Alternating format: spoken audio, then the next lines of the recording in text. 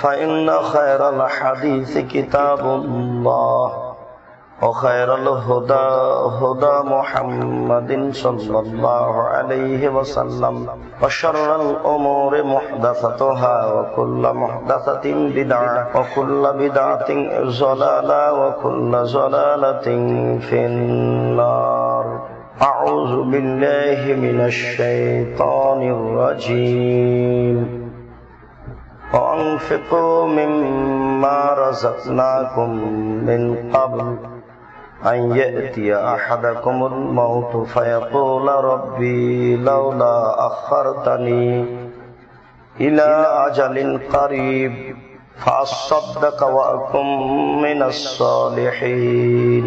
عن أبي هريرة رضي الله تعالى عنه قال: ما من يوم إلا يصبح فيه العباد فينزل ملكان فيقول أحدهما اللهم آت لكل منفق خلق ويقول الآخر اللهم آت لكل ممسك طلب. رواه البخاري ومسلم. عن أسماء رضي الله تعالى عنها قالت: قال رسول الله صلى الله عليه وسلم: تصدقي ولا تحصي فيحصي الله عليك ولا توعي فيعي الله عليك وارزقي ما استطعت. رواه البخاري ومسلم. عن أبي هريرة رضي الله تعالى عنه قال: قال رسول الله صلى الله عليه وسلم: يا ابن آدم أنفق عليك. رواه البخاري ومسلم. عن جابر رضي الله تعالى عنه قال: قال رسول الله صلى الله عليه وسلم: تصدق الفضل وإن تمسكه شر لك إلى آخر الحديث. رواه البخاري ومسلم. সম্মানিত মসজিদের মুসল্লি, প্রশংসা আল্লাহর জন্য, শান্তি অবতীর্ণ হোক আল্লাহ রাসূলের উপর সাল্লাল্লাহু আলাইহি ওয়াসাল্লাম। আজ জুমার খুতবায় সংক্ষিপ্ত বক্তব্যের বিষয় সাধারণ দান। যাকাত ব্যতীত মানুষের জান্নাত পাওয়ার একটি সবচেয়ে বড় মাধ্যম সাধারণ দান।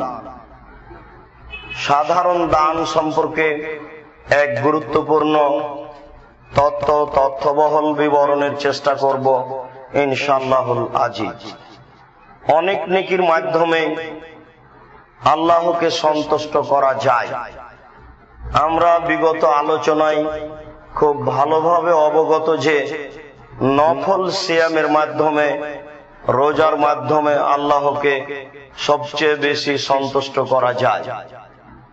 আমরা আরো অবগত যে আল্লাহকে ডাকার সবচেয়ে বড় মাধ্যম হচ্ছে সালাত, নামাজ। আমরা এও অবগত যে মানুষ যদি হজ করে আর তার হজ যদি কবুল হয়ে যায়, তাহলে সে ফিরে আসে সেই দিনের মতো হয়ে যেদিন তার মা তাকে জন্ম দিয়েছিল, নিষ্পাপ হয়ে যায়। বোঝা যায় যে অনেক ইবাদতের মাধ্যমে আল্লাহকে সন্তুষ্ট করা যায়, বিনিময়ে জান্নাত পাওয়া যায়। আমরা এও অবগত যে রাসূল সাল্লাল্লাহু আলাইহি ওয়াসাল্লাম বলেছেন, মানুষ যদি ফরজ সালাতের পরে আয়াতুল কুরসি পড়ে তাহলে সে জান্নাতে চলেই গেছে, প্রবেশ করেনি কেন? মরেনি এই জন্য। তাহলে সালাতের পরে আয়াতুল কুরসি পড়লে মানুষ জান্নাতে যাবে, এই কথা আল্লাহ রাসূল বলছেন।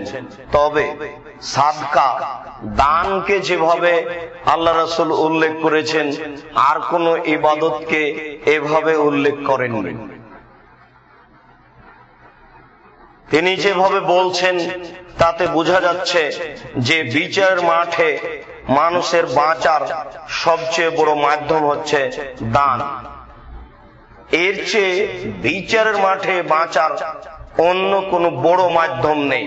আরো আছে, তবে বিভিন্ন ভাবে যা বোঝা যায়, তাতে দানই হচ্ছে বিচারের মাঠে মানুষের বাঁচার সবচেয়ে বড় মাধ্যম।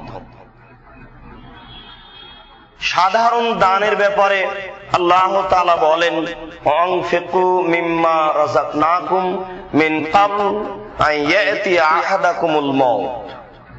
আমি তোমাদের যে রুজি দিয়েছি সে রুজি থেকে তোমরা দান করো তোমার মরণ আসার পূর্বে। যখন তোমার মরণ চলে আসবে, ফায়াকুলা, তখন তুমি বলবে, লাউলা আখারতানি ইলা আজালিন কারিব ফাসাদদাকা ওয়া আকুম মিনাস সালিহিন। আল্লাহ, তুমি যদি আমাকে একটু সময় দিতে তাহলে আমি দান করতাম আর ভালো মানুষ হয়ে যেতাম। কোরআন মাজিদের শেষ অংশে বোঝা যায় যে মানুষের পূর্ব ধারণা যে দান করলেই সবচেয়ে ভালো মানুষ হওয়া যায়, এটাই ঠিক। আর মরণের সময়তে মানুষ দান করতে চাইবে, তখন দান করলেও মানুষ সফলতা অর্জন করতে পারবে না। আর মানুষ সময় চাইলে আল্লাহ তাআলা মানুষকে সময় দিবেন, এমন কথাও নয়।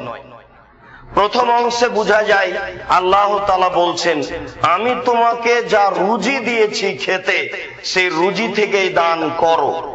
হয়তোবা অত্র আয়াতের সারমর্ম অনুযায়ী আগে থেকেই আমাদের মা চাচিরা একটা কাজ করে আসতেন, সেটা হচ্ছে চাউল রান্নার সময়তে যখন মেপে নিয়েছে তখন ওখান থেকে এক মুষ্টি চাউল তুলে রেখেছে, সেটা ফকির মিসকিনকে দিবে বা পাড়ার অসহায় মানুষকে দিবে বা কোনো এরকম মাধ্যমে ব্যয় করবে। এটা একটা আগে থেকে চলে আসছে। হয়তোবা তাদেরকে বোঝানো হয়েছে যে এটা রান্না করতে যাওয়া হচ্ছে, এটা রুজি, এখান থেকে দান করা হোক। এমনটা যদি ভাবা হয় তাহলে ভুল হয়েছে ভাবা, তা নয়। তবে দান এটুকুই শেষ, এমন কথা নয়। মানুষের উপার্জিত সম্পদ থেকে মানুষকে দান করতে হবে, এ ব্যাপারে আল্লাহ তাআলা একাধিক জায়গাতে বলেন। শত শত আয়াত এর প্রমাণ যে আল্লাহ তাআলা বলছেন, আমি তোমাদের যে রুজি দিয়েছি সেখান থেকে তোমরা দান করো। এমনকি আল্লাহ তাআলা নবী রাসূলগণকে বলছেন, ইয়া আইয়ুহার রাসূল, হে রাসূলগণ, আমি তোমাদের যেটা খেতে দিয়েছি সেখান থেকে তোমরা বৈধটা, যেটা তোমাদের বৈধ রুজি দিয়েছি সেখান থেকে তোমরা দান করো। বহু জায়গাতে আল্লাহ তাআলা স্বাভাবিক দানের কথা উল্লেখ করেছেন। অবশ্যই এতে একটা ইসলামিক কাঠামো রক্ষা হয়, অসহায় মানুষের রুজি হয়। একাধিক আয়াত দ্বারা, একাধিক হাদিস দ্বারা তা প্রমাণিত হয়। আমরা কিছু সহিহ হাদিস আপনার সামনে পেশ করে বিষয়টি স্পষ্টভাবে বোঝানোর চেষ্টা করি। আবু হুরায়রা রাদিয়াল্লাহু তাআলা আনহু বলেন, রাসূল সাল্লাল্লাহু আলাইহি ওয়াসাল্লাম বলেছেন, মা মিন ইয়াউমিন ইসবিহুল ইবাদু ফিহি, প্রত্যেক সকালে মানুষ যখন উঠে সকাল করে তখন দুইজন ফেরেশতা আকাশ থেকে অবতীর্ণ হন।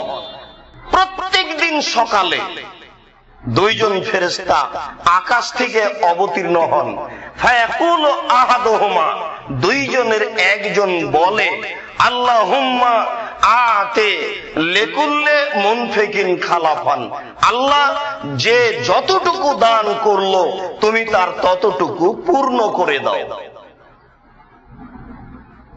ওয়ায়াকুল আখার, অপরজন ফেরেশতা বলেন, আল্লাহুম্মা আতে লিকুল্লি মুমসিকিন তালাফ, যে যতটুকু দান করলো না তুমি তার ততটুকু ক্ষতি করে দাও।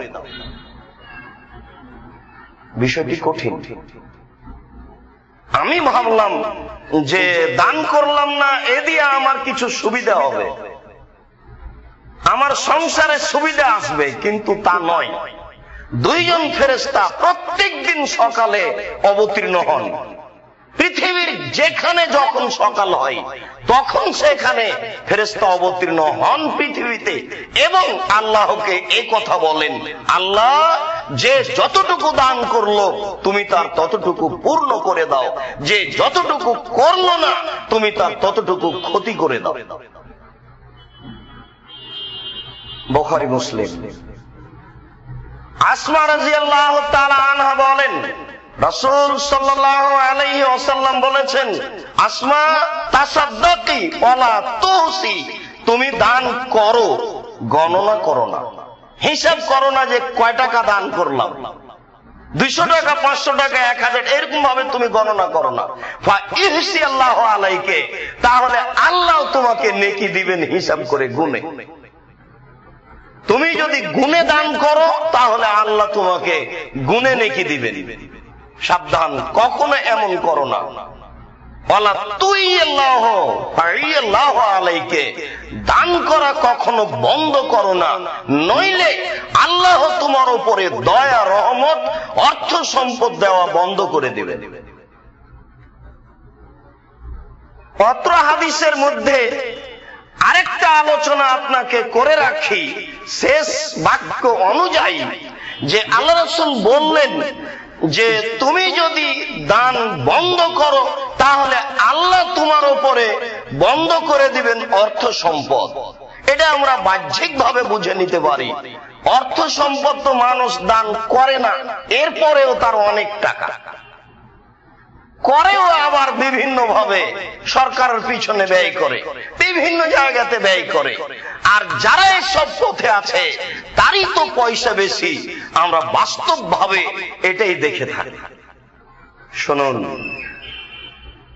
আবু হুরায়রা রাদিয়াল্লাহু তাআলা আনহু বলেন, রাসূল সাল্লাল্লাহু আলাইহি ওয়াসাল্লাম বলেছেন, আল্লাহ তাআলা, আল্লাহ তাআলা বলেন, ইবনে আদম, হে আদম সন্তান, লা তাইতানি বিশাইইন, যদি তুমি আমার পথে কিছু দান করে থাকো, যদি তুমি আমার পথে কিছু ব্যয় করো, আমলাও ইয়াদাকা গেনান, তাহলে আমি তোমার হাত টাকা দিয়ে পূর্ণ করে দিব। ও আশুদ্ধ ফাকরাক, তোমার দারিদ্রতা বন্ধ করে দেব। আমার নামে যদি কিছু অর্থ সম্পদ ব্যয় করো তাহলে আমি তোমার হাতকে সম্পদ দিয়ে পূর্ণ করে দিব আর দারিদ্রতা বন্ধ করে দিব। আইনলাম তাফাল, তুমি যদি এমনটা না করো তাহলে আমলা ও ইয়াদাকা শগলান, ব্যস্ততা দিয়ে তোমার হাতকে আমি পূর্ণ করে দিব। ওলাম আশুদ্ধ ফাকরাক, তোমার দারিদ্রতা বন্ধ করব না।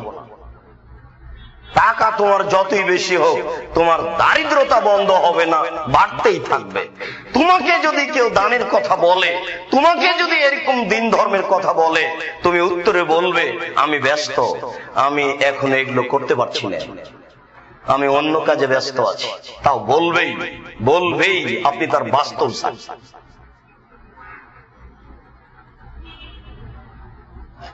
আবু হুরায়রা রাদিয়াল্লাহু তাআলা আনহু বলেন, রাসূল সাল্লাল্লাহু আলাইহি ওয়াসাল্লাম বলেছেন, ইবনে আদম আনফিক আলাইকা, আদম সন্তান তুমি দান করো, আমি তোমাকে পাল্টা দেব, আমিও তোমার পথে দান করব। এই বাক্য হচ্ছে আল্লাহ তাআলার ওয়াদা, তিনি এই কথা নিজে বলছেন, এর নাম হাদিসে কুদসি। এই কথাটাই আল্লাহ তাআলা বলছেন যে ইয়ামহাকুল্লাহুর রিবা ওয়া ইউরবি সাদাকাত, সুদ মানুষের টাকাকে সংকুচিত করে, সুদ খেলে মানুষ দরিদ্র ফকির ভিক্ষুক হবেই হবে। সুদ যদি মানুষ খেতে আরম্ভ করে খায় তাহলে অনেকের টাকা একজনের হাতে জমা হবে, অনেকেই হবে নিঃস্ব। সুদ যদি মানুষ খায় বহু দেশ হয়ে যাবে নিঃস্ব, আর কোন এক দুইটা দেশে টাকা পয়সা জমা হয়ে যাবে। এটা হচ্ছে সুদের বাস্তবতা। সুদ খেলে মানুষকে ভিক্ষুক হতেই হবে, সুদ খেলে মানুষকে একদিন না একদিন নিঃস্ব হতেই হবে। ওয়াইরবি সাদাকাত, দান মানুষের টাকাকে বেশি করে দেয়। কেউ যদি 100 টাকার মধ্যে 10 টাকা দান করে 90 টাকা বাক্সের মধ্যে রেখে দেয়, 1 বছর পরে যদি টাকা বের করে 90 টাকাই থাকবে। আল্লাহ তাআলা বলছেন দান মানুষের টাকাকে বেশি করে দেয়, তাহলে আপনার অর্থ সম্পদের বরকত বৃদ্ধি হবে। এটাই হলো আল্লাহ বেশি করে দিবেন তার প্রমাণ। রুজি ভিন্ন জিনিস, বরকত ভিন্ন জিনিস। রুজি ভিন্ন জিনিস, বরকত ভিন্ন জিনিস। জমি জায়গাতে যে অর্থ সম্পদ শস্য হয়েছে এটা ভিন্ন জিনিস, বরকত ভিন্ন জিনিস। আনাস রাদিয়াল্লাহু তাআলা আনহু বলেন, একদা আমার মা একটা চাদরকে 2 টুকরা করলেন, 1 টুকরা আমার পরনে দিলেন, 1 টুকরা আমার গায়ে দিয়ে রাসূল সাল্লাল্লাহু আলাইহি সাল্লামের কাছে নিয়ে গেলেন। নিয়ে গিয়ে বলছেন, হাজা খাদেম ফাদালু, এই যে আনাস আপনার ছোট খাদেম, আপনি একটু তার জন্য দোয়া করুন। ছেলে মেয়েকে পরহেজগার মানুষের কাছে নিয়ে যেতে হয়। এই যে আনাস আপনার ছোট খাদেম, আপনি তার জন্য একটু দোয়া করুন। তখন আল্লাহ রাসূল বলছেন, আল্লাহুম্মা আকসির মালাহু ওয়ালাদাহু ওয়াতিল উমরাহু ওয়াগফির লাহু ওয়ারহামহু ওয়া বারিক লাহু ফিমা রাযাকতাহু। আল্লাহ তুমি আনাসকে দীর্ঘজীবী করো, তার অর্থ সম্পদের ছেলে মেয়ে, তার অর্থ সম্পদ ছেলে মেয়ে বেশি করে দাও। তুমি তাকে ক্ষমা করো, তুমি তার প্রতি রহমত নাযিল করো, তুমি তাকে যে রুজি দিয়েছো তাতে তুমি বরকত দাও। রুজিতে বরকত লাগে। রুজি ভিন্ন জিনিস, বরকত ভিন্ন জিনিস। অনেক টাকা ইনকাম করেন, এরপরেও ভিক্ষুক ভিক্ষা পায় না, আপনি খুব ভালো জানেন। অনেক টাকা ইনকাম করেন, এরপরেও 25 দিন পার হয় না। অনেক টাকা ইনকাম করেন, এরপরেও গ্রামের অসহায় চাচি একটা কাপড় পায় না। ঘটনা কি? তাহলে বুঝতে হবে যে টাকা যায় কোথায়। মাস যেতে না যেতে টাকা শেষ। বেতন নিয়ে বাড়িতে ঢুকতে স্ত্রী বলছেন যে এই কাজ করতে হবে, যেটা কালকে হিসাব ছিল না, ওতে 20,000 গেল, তো মাস যাবে কি দিয়ে? যদি বরকত না থাকে তাহলে এই পয়সা বৈধভাবে ব্যয় হবে না। রুজি ভিন্ন জিনিস, বরকত ভিন্ন জিনিস। এই জন্য আল্লাহ তাআলা বলছেন, আদম সন্তান, আমি তোমার পথে ব্যয় করব, তুমিও ব্যয় করো, তুমি দান করো, আমি তোমার অর্থ সম্পদ বেশি করে দিব, অর্থ সম্পদে বরকত দিয়ে দিব। জাবের রাদিয়াল্লাহু তাআলা আনহু বলেন, রাসূল সাল্লাল্লাহু আলাইহি ওয়াসাল্লাম বলেছেন, তাফজলিল ফাজলা খায়রুল লাক, তোমার যা অতিরিক্ত হচ্ছে তা তুমি দান করো, তোমার জন্য ভালো হবে। ওয়াইন তুমসিক ফাইন্নাহু শাররুল লাক, আর যদি দান না করো, ওটা আটকিয়ে রাখো, সঞ্চয় করে রাখো, জমা করে রাখো, তাহলে এটা তোমার জন্য বিপদ হয়ে যাবে।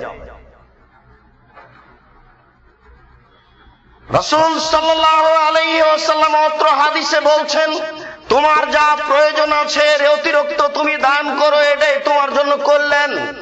যদি তা আটকে রাখো তাহলে তা তোমার জন্য ক্ষতিকারক হবে। জাবের রাদিয়াল্লাহু তাআলা আনহু বলেন, রাসূল সাল্লাল্লাহু আলাইহি ওয়াসাল্লাম বলেছেন, তাসাদদাকু কাবলা ইয়াতিয়া জামানুন, তোমরা দান করো সেই দিন আসার পূর্বে, যেদিন এমসির রাজুল হবে সাদাকাতিহি, মানুষ তার দান নিয়ে ঘুরবে, যার নিকটে পেশ করবে সেই বলবে, লা তাইতা বিল আমসলা কাবিলতুহা ফামাল ইয়াউম ফালা হাজাতা লি বিহা, কালকে যদি দান নিয়ে আসতেন তাহলে নিতাম, আজ আমার কোনো প্রয়োজন নেই। এমন একদিন চলে আসবে, তা অচিরেই আসছে, মানুষের টাকা পয়সা বেশি হয়ে যাবে, যার নিকটে আপনি দান নিয়ে যাবেন সে বলবে প্রয়োজন নেই। মানুষের পয়সা পাতি বেশি হবেই। মানুষ যদি মানুষের গায়ের উপরে উঠে যায় তবুও পয়সা বেশি হবে। আপনি বলছেন যে মানুষ বেশি হয়ে যাবে, মানুষ খাবে কি? 20 বছর পূর্বে ঢাকা শহরে যা টাকা ছিল আজকে তার চেয়ে অনেক বেশি, মানুষ অনেক বেশি। 20 বছর পরে এখন যা টাকা আছে তার চেয়ে অনেক বেশি হয়ে যাবে, অনেক বেশি হবে, হবেই। আল্লাহ রাসূল বলছেন যে ইয়াফিজুল মাল, সম্পদ বন্যার মতো প্রবাহিত হবে, বন্যার মতো। সম্পদ বন্যার মতো প্রবাহিত হবে।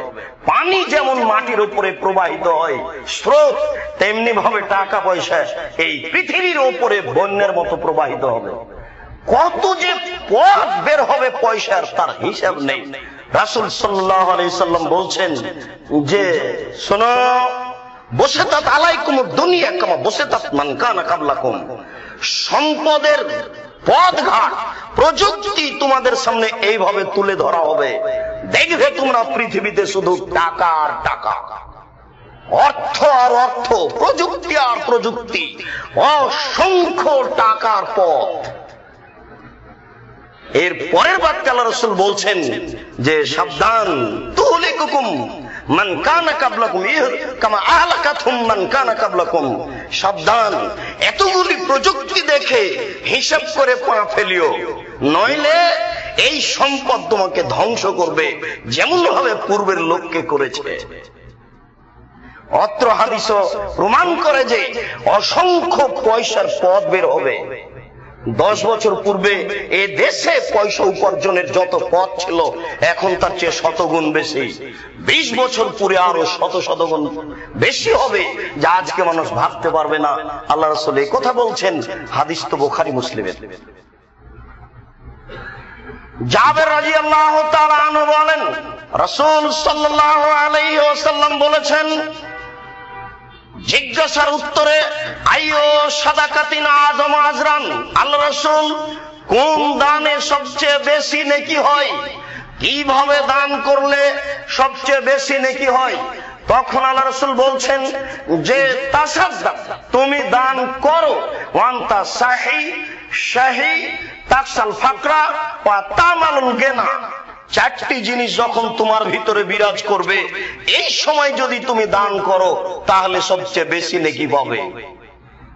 1, ওয়ান্তা শাহিউন, তুমি কৃপণ, তোমার ভিতরে কৃপণতা বিরাজ করে।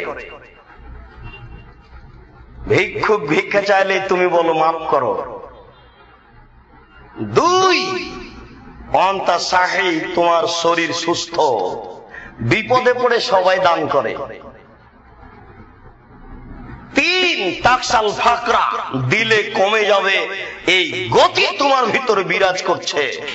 4, তামলুল গিনা, তুমি কিছু অর্থ সম্পদ বেশি করার পরিকল্পনা করছো। এই 4টি জিনিস যখন তোমার ভিতরে থাকবে, এই সময়তে তুমি এই আত্মাকে উপেক্ষা করে দান করবে।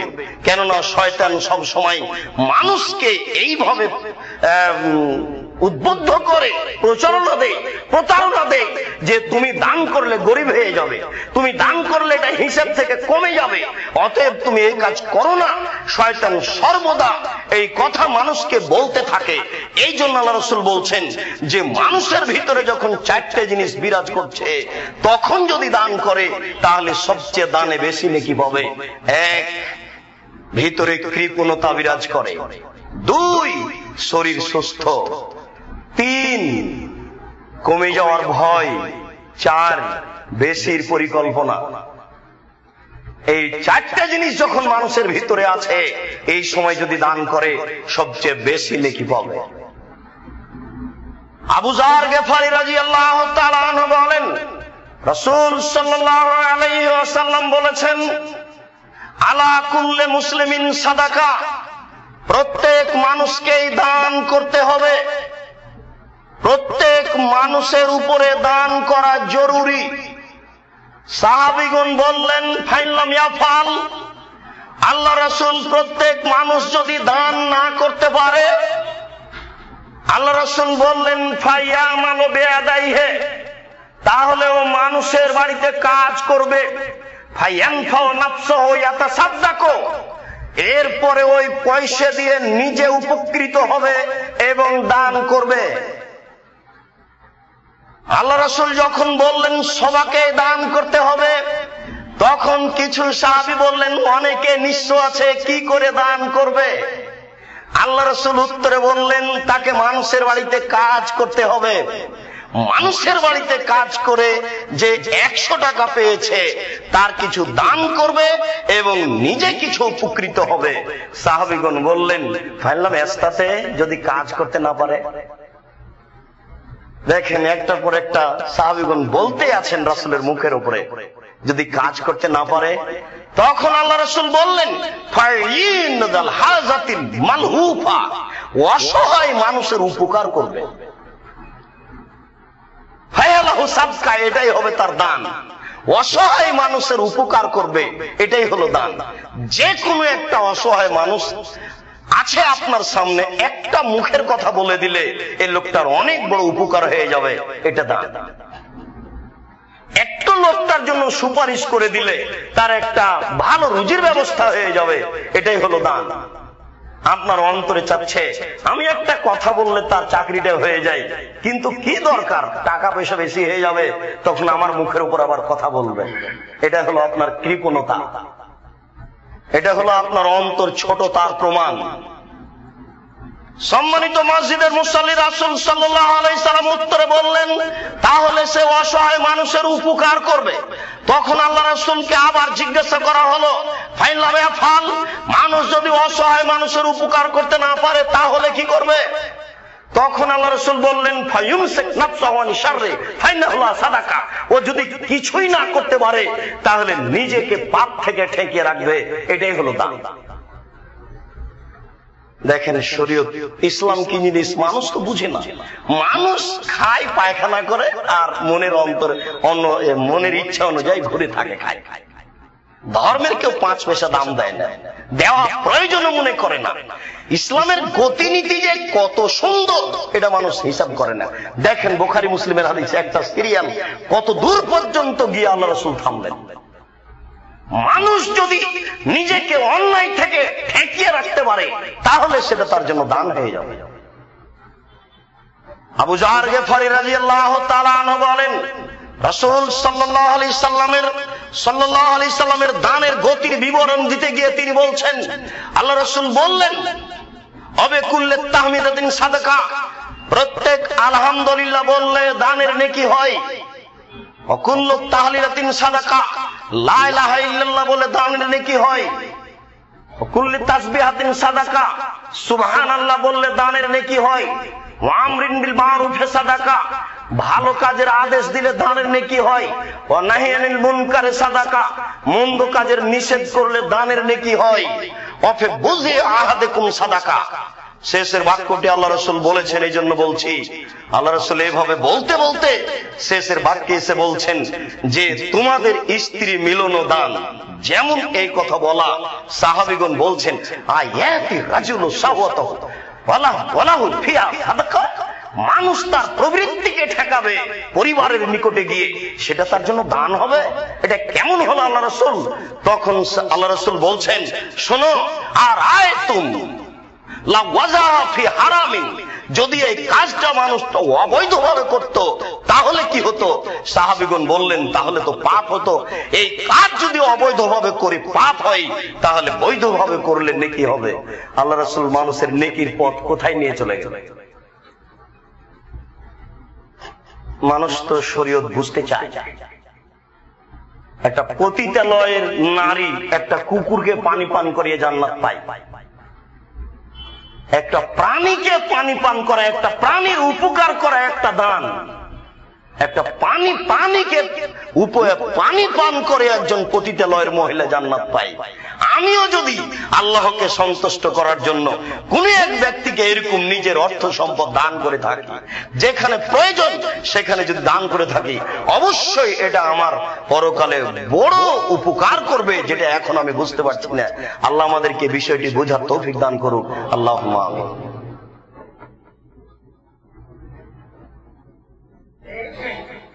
আলহামদুলিল্লাহ ওয়াহদা ওয়াসসালাতু ওয়াসসালামু আলা মান লা নাবিয়্যা বাদা। আবু হুরায়রা রাদিয়াল্লাহু তাআলা আনহু বলেন রাসূল সাল্লাল্লাহু আলাইহি ওয়াসাল্লাম বলেছেন লা ইয়াদখুলুল জান্নাতা খিব্বুন ওয়ালা মান্নান ওয়ালা বাখিল, 3 শ্রেণীর মানুষ জান্নাতে যাবে না।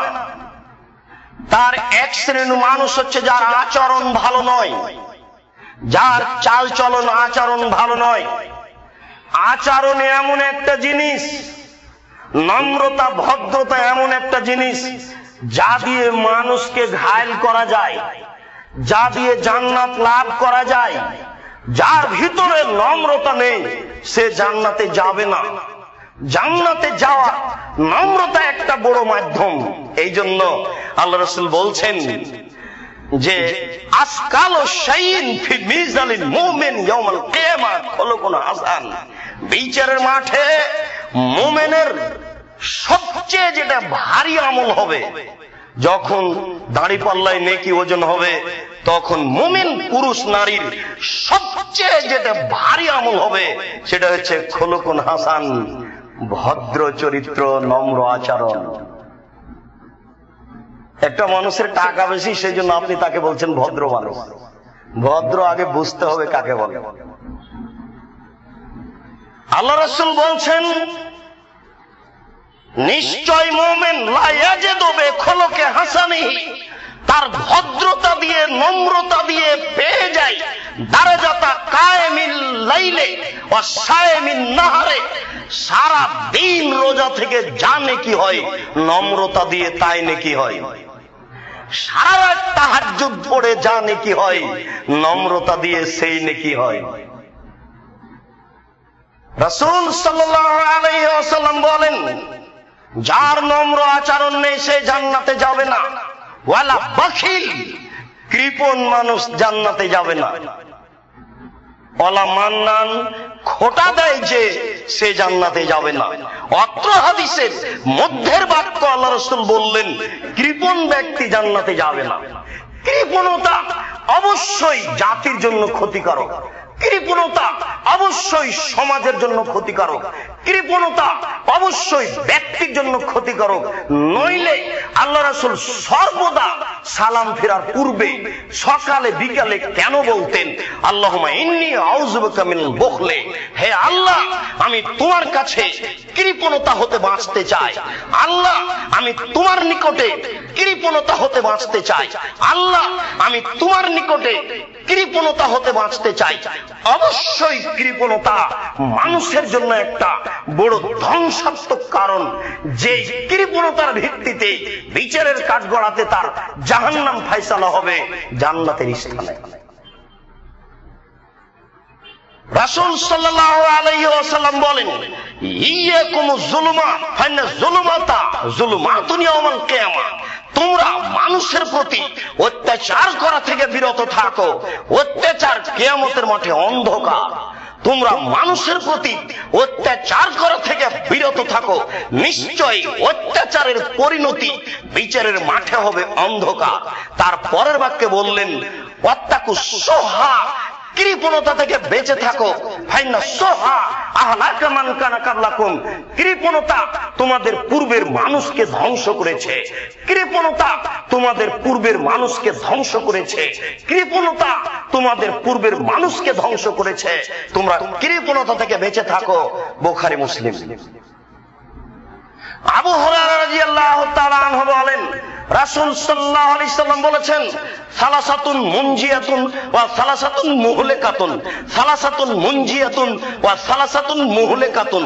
তিনটি কাজে মানুষ বেঁচে যায়, তিনটি কাজ করলে মানুষ কিয়ামতের মাঠে বেঁচে যাবে। তার এক নাম্বার কাজ হচ্ছে তাকওয়াল্লাহ ফি সিররি ওয়াল আলানিয়া, আল্লাহকে ভয় করতে হবে প্রকাশ্যে গোপনে। গোসলখানাতে গিয়ে এই পাপ করা যাবে না নারী পুরুষের।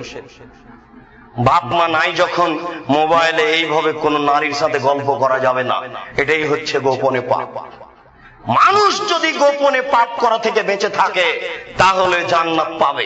প্রকাশ্যে ও অপ্রকাশ্যে আল্লাহকে ভয় করতে হবে, এটা হলো বাঁচার এক নম্বর পথ। দুই, রাসূল সাল্লাল্লাহু আলাইহি সাল্লাম বললেন কওলুল হক ফির রিজা ওয়াস সাখা, সত্য কথা বলতে হবে, ফাঁসি হলেও সত্য কথা বলতে হবে, মানুষ খুশি হলেও সত্য কথা বলতে হবে, ফাঁসি হলেও সত্য কথা বলতে হবে, মানুষ খুশি হলেও সত্য বলতেই হবে। সত্য বলে যারা জান্নাত পাবে তারা। তিন, রাসূল সাল্লাল্লাহু আলাইহি সাল্লাম বললেন ওয়াল ইকতিসাদু ফিল মাইসা, জীবিকা নির্বাহে মধ্যম পন্থা অবলম্বন করতে হবে। হঠাৎ করে ঢাকায় এসে টাকা হয়ে গেছে, সেই জন্য গাড়ি কিনে বাড়ি চলে গেলেন, বড় বড় রুই মাছ কিনছেন, হঠাৎ করে টাকা শেষ হয়ে যাবে, তখন কি হবে?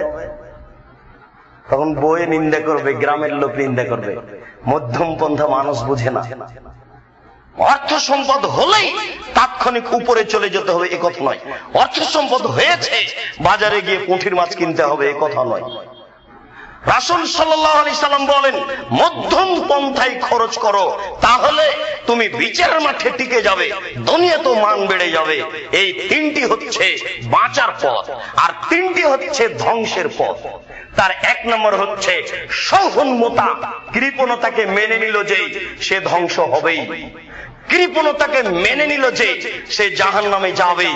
আগের বাক্য আবার ফিরে আসলো, কৃপণতাকে মেনে নিল যে সে জাহান্নামে যাবেই। দুই, হাওয়ান মুত্তাবা, প্রবৃত্তিকে মানে যে। গত জুমায় একটা কথা আগে থেকে স্মরণ করেছিলাম, কেন জানি ভুলে গেছি, আল্লাহ ভালো জানে তাতে কি কল্যাণ রয়েছে। আল্লাহর নবী বলেছেন, আমার জীবনে তিনটি বড় ভয়। আল্লাহর নবী বলেছেন, আমার জীবনে তিনটি বড় ভয়। এক নম্বর বড় ভয় হচ্ছে আইম্মাতা মুজিল্লিন, ভ্রান্ত হুজুর। হুজুরের সিগনেচারে ডেস্টিনি চলে, হুজুরের সিগনেচারে আপনার এই সুদের ধর্মের নামে ব্যাংকিং ব্যবস্থা চলে, হুজুরের সিগনেচারেই চলে এই খ্রিস্টান আব্রাহাম লিঙ্কনের কাল্পনিক পদ্ধতি, ভোট পদ্ধতি। আল্লাহ রাসূল বলেন, আমার জীবনে তিনটি বড় ভয়। তার এক নম্বর বড় ভয় হচ্ছে ভ্রান্ত হুজুর। হুজুর ভ্রান্ত হবে এ কথা চূড়ান্ত। দুই, আমার উম্মত মুশরিকদের সাথে, হিন্দুদের সাথে মিশে যাবে। 4000 টাকা দিয়ে ইলিশ মাছ কিনে পান্তা ভাত নিয়ে পাকুড় গাছের নিচে যায়, এর চেয়ে আর বুদ্ধিহীন, বিবেকহীন, জ্ঞানহীন মানুষ আছে? শুনুন, মুসলিম কোনদিন পহেলা বৈশাখ মানতে পারে না, অসম্ভব। আমি মুসলিম চির রণবীর, মরণকে করি না ভয়। আমার গোশতের সাথে মিশে লেগে আছে ইসলামী নীতি, আমার রক্তের সাথে মিশে আছে ইসলামী নীতি। আমি মুসলিম চির রণবীর, আমি করি না মরণকে ভয়। মরলে শহীদ, বাঁচলে গাজী, আমার উভয় সমান। মারাও যতটুকু, বাঁচাও ততটুকু। আমি মুসলিম কোনদিন এইরকম নীতির নিকটে মাথা নত করতে পারি না। পহেলা বৈশাখ মানে হিন্দুর কাজ। যেসব লোকের ছেলে মেয়ে যায় তারা শিক্ষিত নয়, তারা অজ্ঞ। এ জাতি অজ্ঞ, এ জাতি অজ্ঞ, এ জাতি অশিক্ষিত। মুসলিম কোনদিন এ কাজ করতে পারে না। আল্লাহ রাসূল বলছেন, আমার জীবনে তিনটি বড় ভয়। তার 2 নম্বর বড় ভয় হচ্ছে আমার উম্মত হিন্দুদের সাথে মিশে যাবে। আমার জীবনে তৃতীয় বড় ভয়, আমার উম্মত মূর্তি পূজা করবে। এটা তার জীবনে 3 নম্বর বড় ভয়। মুসলিম এ কাজ করবে, এই 3টে বড় ভয়ের কথা তিনি উল্লেখ করে গেছেন। কেন আপনাকে এত প্রবৃত্তির অনুসরণ করতে হয়? এ তো আশ্চর্য কথা। যুবতী মেয়ের গালে লেখা থাকবে পহেলা বৈশাখ, আশ্চর্য নীতি। পান্তা ভাত নিয়ে যেতে হবে পাকুড় গাছের নিচে। ইসলাম কি এত ছোট নীতি? ইসলাম কি এত নোংরা ধর্ম? মানুষ কি এত নিচে নেমে যেতে পারে? মানুষের বুদ্ধি বিবেক কি মানুষকে এত বোকা বানাতে পারে? কয়েকদিন আগে মুসলমানের বাচ্চারা ওই সরস্বতী, ভগবতী, কালী, দুর্গার পাশ দিয়ে হাঁটতো, আর হি হি করে একটা হাসি দিত। মানুষ কত বোকা গো! ওর পাশে রেখেছে কলা জিলাপি। ও কি কলা জিলাপি খেতে পারে? আর এই মুসলমানের বাচ্চা আজকে নীতির নিকটে মাথা কি করে নত করতে পারে? এটা হয় কি করে? পান্তা ভাত পাকুড় গাছের নিচে নিয়ে যাওয়া, ইলিশ মাছ নিয়ে যাওয়া, এটা কি ওই সরস্বতী ভগবতীর পাশে কলার জিলাপি রেখে দেওয়া নয়? কি করে হতে পারে এটা? সম্মানিত মসজিদের মুসল্লি, রাসূল সাল্লাল্লাহু আলাইহি ওয়াসাল্লাম বলেন যে 3টি কাজে মানুষ ধ্বংস হবে। তার 1 নম্বর কাজ হচ্ছে কৃপণতা যার ভিতরে আছে। যাকাত দিয়ে কৃপণতা দূর হয় না। যাকাত ভিন্ন জিনিস, দান ভিন্ন জিনিস। যাকাত দিয়ে ফাঁসি রক্ষা হয়, যাকাত দিয়ে নেকি পাওয়া যায় না, যাকাত দিয়ে জান্নাত পাওয়া যায় না, যাকাত দিয়ে ফাঁসি রক্ষা হয়। যাকাত যে দেয় না সে হচ্ছে হারামখোর, যে যাকাত দেয় না সে হচ্ছে এমন নিচু শ্রেণীর মানুষ যে ও ফকিরের জিনিস খায়। যে যাকাত দেয় না ও ফকিরের জিনিস খায়, ও নিচু শ্রেণীর মানুষ। আর যে উঁচু শিক্ষিত মানুষ সে একেবারে 20 রমজানে প্রথম রমজানে বলবে, বেটা শোনো, বসো, আজকে হিসাব নিকাশ নেই, 1 টাকা যেন এদিকে না আসে, সব হিসাব করে অক্ষর অক্ষর বের করে দাও। জাকাত ভিন্ন জিনিস, ও দিয়ে ফাঁসি রক্ষা হয়। যদি আপনি জাকাত না দেন তাহলে ফাঁসি হবে কিভাবে? আপনার সব টাকা পয়সাকে একটা লাঠি বানাবেন আল্লাহ, লাঠি বানিয়ে ফেরেশতাকে বলবেন যে তুমি তার কপালে একটু লাগাও আর গায়ের সামনে পাশে লাগাও আর বলো কেমন লাগে, কেমন লাগে, একটু স্বাদ অনুভব করো। এটা কেন? এটা হলো অপমান করা। ফেরেশতারা দাগ দিবেন, বাস কষ্ট পাবে তো হয়ে গেল। তো তারা আবার কেন বলবেন যে কেমন লাগে? এটা হলো অপমান করা, ফাঁসি হবেই। আল্লাহ রাসূল বলছেন তোমার ধান, তোমার টাকাকে কালকে সাপ বানানো হবে, এরপরে গলায় জড়িয়ে দেওয়া হবে। সাপ তার মুখের দুই দিক ধরে বলবে আনা মালক আনা কানজক, আমি হচ্ছে ওই সম্পদ যার জাকাত দেওয়া হয়নি। সাপ এমনিতেই ছবল মারুক, কিন্তু সাপ কেন বলবে আমি হচ্ছে ওই সম্পদ যার ওসর বের করা হয়নি? কেন বলবে সাপে? এটা হচ্ছে তাকে অপমান করা। জাকাত ভিন্ন জিনিস। বাড়িতে গোমা সাপ থাকতে পারে, থাকলে দংশন করবে এ কথা ঠিক নয়। বাড়িতে গোমা সাপ থাকতে পারে, থাকলে দংশন করবে এ কথা ঠিক নয়। গোমা সাপ যদি দংশন করে তাহলে একজন মারা যাবে, আর যদি ওসর না বের করে থাকেন, জাকাত যদি না দিয়ে থাকেন, তাহলে আপনি, আপনার স্ত্রী, আপনার ছেলে, আপনার মেয়ে, আপনার বৌমা সবাই মারা যাবে, কেউ রক্ষা পাবে না। কারো ইবাদত কবুল হবে না। নাপিতকে ঘর ভাড়া দিয়ে টাকা নিয়ে ওই টাকা দিয়ে চাউল কিনে ইবাদত কবুল হবে না। নাপিত দাড়ি চাচে, কিয়ামত পর্যন্ত এই ফতো উল্টিয়ে ধরা যাবে না। এর কোনো সুযোগ নেই, কোনো সুযোগ নেই। ওসর যাকাত বের না করে ইবাদত কবুল হওয়া কোনো প্রশ্নই আসে না।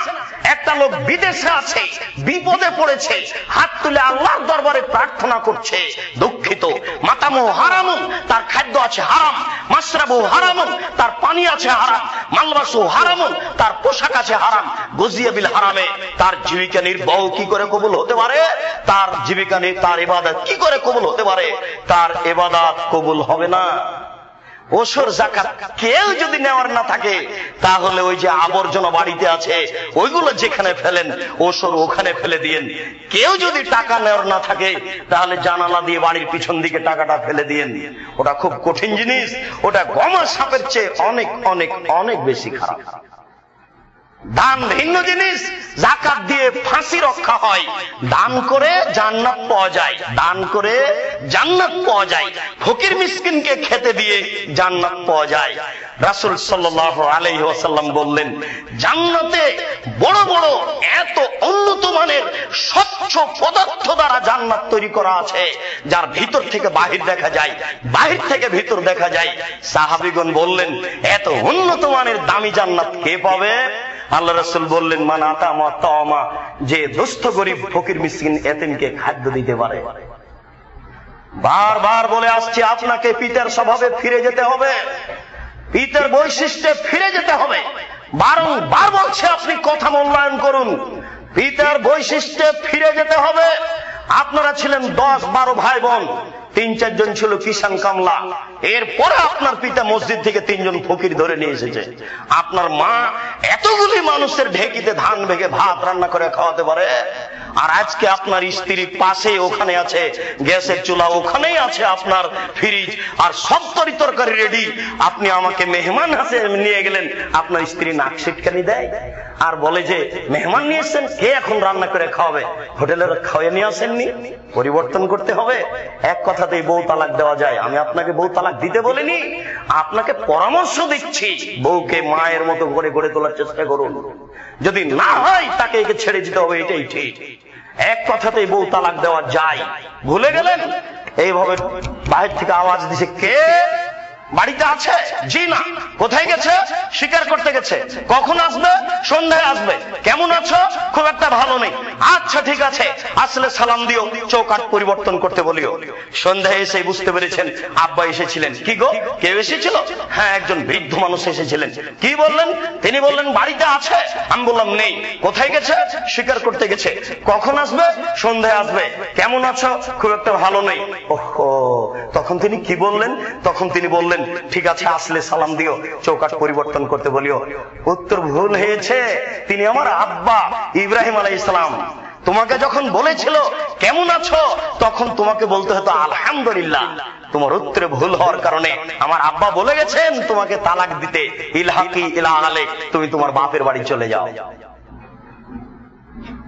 রাসূল সাল্লাল্লাহু আলাইহি ওয়াসাল্লাম জিজ্ঞাসার উত্তরে বললেন, জিজ্ঞাসা করা হলো আইউল আমাল আফজাল, সবচেয়ে উত্তম কাজ কি?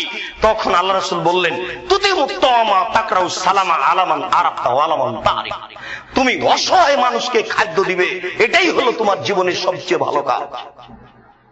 তুমি যাকে চিনো তাকেও সালাম দিবে, তুমি যাকে চিনো না তাকেও সালাম দিবে, এটা তোমার জীবনের দ্বিতীয় বড় ভালো কাজ।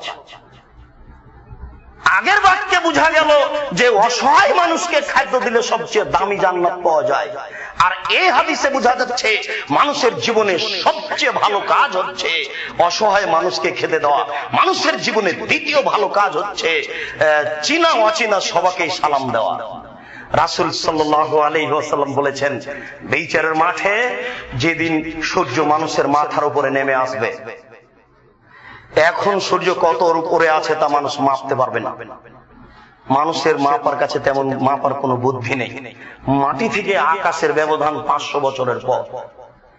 সেই কালে একটা দ্রুতগামী ঘোড়া 500 বছর দৌড়ালে যত যাবে, মাটি থেকে আকাশের ব্যবধান তত ছিল। এখন একটা দ্রুতগামী বিমান 500 বছর উড়ে গেলে যত যাবে, মাটি থেকে আকাশের ব্যবধান তত। মানুষ জানে না মাটি থেকে আকাশের ব্যবধান কত, মানুষের বিদ্যে কম। রাসূল সাল্লাল্লাহু আলাইহি ওয়াসাল্লাম বলেন, যেদিন সূর্য মানুষের মাথার উপরে নেমে আসবে, সেই দিন 7 শ্রেণীর মানুষ আল্লাহর বিশেষ ছায়ার নিচে থাকবে। তার এক শ্রেণীর মানুষ হচ্ছে যে গোপনে দান করলো, ফাতাসাদদাকা বিয়ামিনিহি ফাখফা বিশিমালিহি, ডান হাতে দান করলো, বাম হাতে জানতে পারলো না। গোপনে দান করলো, প্রকাশ্যে দান করা যায়, প্রকাশ্যে দান করা যায়। ফজরের সালাত আদায় করার পরে আল্লাহ রাসূল বললেন, শোনো, 400 কিলোমিটার পথ পায়ে হেঁটে যেতে হবে তাবুকের যুদ্ধে, কে কি দান করবে? তখন উমর রাদিয়াল্লাহু তাআলা আনহু বললেন, আল্লাহ রাসূল, আমার বাড়িতে যে অর্থ সম্পদ আছে তার অর্ধেক আপনাকে দিলাম। তখন আবু বকর সিদ্দিক রাদিয়াল্লাহু তাআলা আনহু বললেন, আল্লাহ রাসূল, আপনাকে আর আল্লাহকে আমার বাড়িতে রেখে সবই দিলাম। তখন উসমান রাদিয়াল্লাহু তাআলা আনহু বলেছিলেন, যত মানুষ যাবে তাবুকের যুদ্ধে, সমস্ত মানুষের অর্ধেক মানুষের, এক বর্ণনায় 3 ভাগের 1 ভাগ মানুষের যাতায়াত খরচ, খাওয়া খরচ দিব। যেতে আসতে 3 মাস, সংখ্যা ছিল 30,000, 10,000 মানুষকে 10,000 উট দিবে, আর 10,000 মানুষের খাওয়া খরচ বহন করবেন। এর নাম হচ্ছে ধনী। তাহলে প্রকাশ্যে তিনি দানের কথা বললেন, প্রকাশ্যে দান করা যায়, প্রকাশ্যে দান করে নেকি হবে, তবে গোপনের যে দান করে যে নেকি হবে সেটা হবে না। গোপনের দানের মানই ভিন্ন।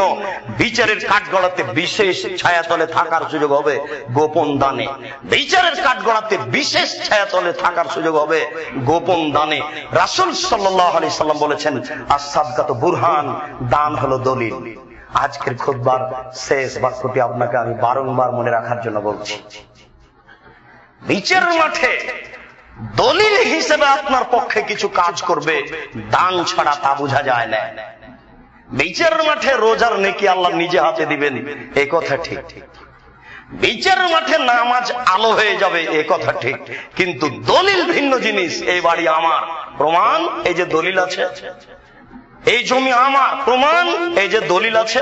বিচারের কাঠগড়াতে আল্লাহকে বলবো আমি জান্নাত পাবো, তখন আল্লাহ তাআলা বলবেন, কেন কেন পাবা? তখন আমি বলবো, আল্লাহ রাসূল বলেছেন, না সাদকাতু বুরহান, দান হলো দলিল। আজকে জান্নাত পাবো তার প্রমাণ আছে আমার কাছে, আমি দান করেছি। রাসূল সাল্লাল্লাহু আলাইহি সাল্লাম বললেন, বিচারের কাঠগড়াতে প্রত্যেকটা মানুষ আল্লাহর সামনে মুখামুখি কথা বলবে। লাইসা বাইনাহু ওয়া বাইনাহু তারজুমান, দুইজনের মাঝে কোনো দোভাষী থাকবে না। ওয়ালা ইয়াহজাবু হাজিবুন ইয়াহজাবুহু, দুইজনের মাঝে কোনো অন্তরাল থাকবে না। আল্লাহ এবং ব্যক্তি মুখামুখি হবে। মানুষ যা বলবে আল্লাহ তা বুঝবেন, আল্লাহ যা বলবেন মানুষ তা বুঝবে। ওই সময়তে কথোপকথনের সময় ফায়ানজুরু আইসারা মিনহু আইমানা মিনহু, সে তার ডান দিকে লক্ষ্য করবে, দেখতে পাবে তার কর্ম, বাম দিকে লক্ষ্য করবে, দেখতে পাবে তার কর্ম। আবারও বলছি, মনে কিছু নিয়েন না, গোপনে পাপ করা বন্ধ করুন, সেদিন আপনি রক্ষা করতে পারবেন। ভাবির সাথে, কোন মেয়ের সাথে আচরণ বন্ধ করুন, সেদিন আপনি এটা ঠেকাতে পারবেন না। অনুরোধ করে বলছি, এই মসজিদের মুসল্লি সবাই শিক্ষিত, বুদ্ধিমান, হুঁশিয়ার মানুষ। বুদ্ধিমান হুঁশিয়ার মানুষের কথা মেনে নেওয়াই ভালো। বুদ্ধিমান হুঁশিয়ার মানুষের পরিচয় কথা মেনে নেওয়া। দেখুন এই কাজ ত্যাগ করুন, দেখুন এই কাজ ত্যাগ করুন। ভুল হচ্ছে। ডান দিকে লক্ষ্য করলে সব কর্ম দেখা যাবে, বাম দিকে লক্ষ্য করলে সব কর্ম দেখা যাবে, সামনের দিকে লক্ষ্য করলে জাহান্নাম দেখা যাবে। তখন আল্লাহ রাসূল বললেন, শোনো, ইত্তাকিন নার ওয়ালাউ বিশিক্কি তামারাতিন, একটা খেজুরের অর্ধেক দান করে হলেও তোমরা জাহান্নাম থেকে বাঁচো। একটা খেজুরের অর্ধেক হলেও তোমরা দান করে জাহান্নাম থেকে বাঁচো। আল্লাহ রাসূল বললেন, জাহান্নামে যেদিন যার মুখামুখি হয়ে যাবে মানুষ, কঠিন দিন, সেই দিন মানুষকে রক্ষা করতে পারে দান। দান দিয়ে বিচারের মাঠে রক্ষা পাওয়া যায়। আল্লাহ রাসূল বললেন, একটা খেজুরের অর্ধেক হলেও তুমি দান করো। সম্মানিত মসজিদের মুসল্লি, আপনার দান করার ব্যক্তি হচ্ছে ফকির মিসকিন, আপনার দান করার জায়গা হচ্ছে কওমি খারিজি মাদ্রাসা, আপনার দান করার জায়গা হচ্ছে এসব মসজিদ। রাস্তার মানুষকে গাড়ি থামিয়ে জোর করে টাকা পয়সা আদায় করে মসজিদ করতে হবে, এ কথা ঠিক নয়। এলাকার লোককে মসজিদ তৈরি করতে হবে। এই মসজিদে সালাত আদায় করতে আসে, এই মসজিদে অনেক খরচ আছে, এই মসজিদে একটা হিসাব করে নিতে হবে, কিছু দান করা। গ্রামে যারা অসহায় ফকির মানুষ আছে তাদেরকেও দান করতে শিখতে হবে। যারা দুস্থ গরিব আছে সামনে, তাদেরকে দান করতে হবে। ইসলামকে টিকিয়ে রাখার ভারত, বাংলাদেশ, পাকিস্তানে একমাত্র মাধ্যম হচ্ছে কওমি খারিজি মাদ্রাসা। আমি রমজান আপনাকে বলেই থাকি, তখন আপনি বুঝতে পারেন কিনা, তার শেষ কথাটা বলে থাকি, এই মসজিদের সাথে জড়িত একটা প্রতিষ্ঠান আছে মাদ্রাসা, এখানে আপনার একটা দানের পথ থাকতে হবে। সম্মানিত মসজিদের মুসল্লি, আল্লাহ রাসূল বললেন সবাইকে দান করতে হবে। যদি না পারে তাহলে দিন মজুরি করে দান করতে হবে। দান আজ থেকে করতে শিখি। আল্লাহ, তুমি বড় দয়াবান, তুমি বড় রহমান, তুমি বড় ক্ষমাবান। তোমার দরবারে জোরালো দাবি জানিয়ে বলছি, আমার অন্তরে তুমি একটা প্রতিক্রিয়া জাগিয়ে দাও, যেন আমি আমার উপার্জন থেকে তোমার পথে কিছু দান করতে পারি, আর আমার দানটা যেন বৈধ পথে খরচ হয়। যখনই রাসূল দানের কথা বললেন, তখন সাহাবীগণ চলে গেলেন মাঠে কাজ করতে, মাঠে কাজ করে দান করতে লাগলেন। সাহাবীগণ যেভাবে আল্লাহকে সন্তুষ্ট করার জন্য দান করতে পেরেছিল, আমরা মানুষ, আমরা যেন সাহাবীর মতো আচরণ দেখিয়ে ওইভাবে তোমার পথে দান করতে পারি। তুমি আমাদের এই তৌফিক দান করো, আল্লাহুম্মা আমিন। আমাদের যারা মারা গেছে, তুমি তাদের কবরের শাস্তি মাফ করো। আমরা যারা অসুস্থ, তুমি তাদের আরোগ্য দান করো। আমরা যারা বেঁচে আছি, তুমি তাদেরকে তোমার রাসূলের পদ্ধতি অনুযায়ী চলার তৌফিক দান করো। এই দাবি, এই দোয়া তোমার দরবারে রেখে আজকের জুমার খুতবা এখানে শেষ করলাম। সাল্লাল্লাহু আলাইহি ওয়াসাল্লাম।